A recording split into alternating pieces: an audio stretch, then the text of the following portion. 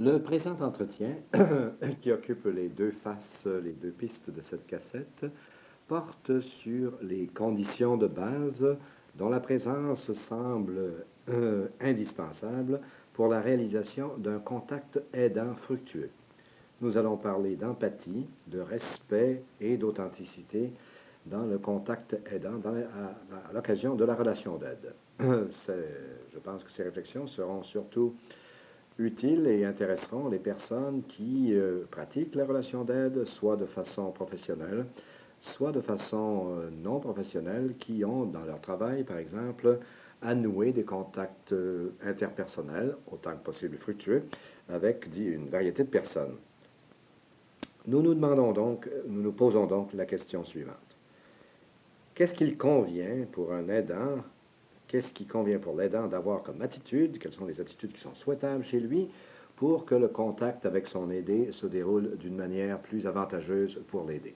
On sait que la relation d'aide est ce type de relation qui va exister entre deux personnes dont l'une se propose d'apporter à l'autre des éléments de solution à ses problèmes et va surtout se proposer initialement de créer une atmosphère telle que la relation puisse ensuite se développer et qu'elle puisse apporter les fruits qu'on attend d'elle.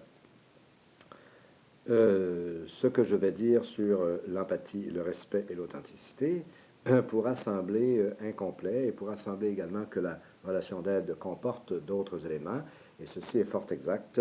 Nous ne parlons ici que des éléments, pourrait-on dire, de base, ceux qui permettent d'amorcer la relation et qui permettent ensuite d'introduire des éléments ultérieurs dont la présence serait malvenue si ces premiers éléments n'étaient pas d'abord mis en place.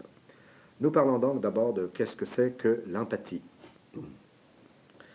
L'empathie n'a rien de très mystérieux. Il s'agit, c'est un terme un peu savant si vous voulez, il s'agit fondamentalement de comprendre une autre personne. Cependant, le terme comprendre une autre personne est sujet à de nombreuses interprétations et il vaut mieux éclaircir qu'est-ce qu'on veut dire ici. Comprendre une autre personne dans le contexte dont nous parlons, ce sera toujours, du moins à mon avis, saisir la manière dont cette personne conçoit le monde qui l'entoure, la manière dont elle l'interprète pour elle-même, la façon personnelle qu'elle a d'y réagir.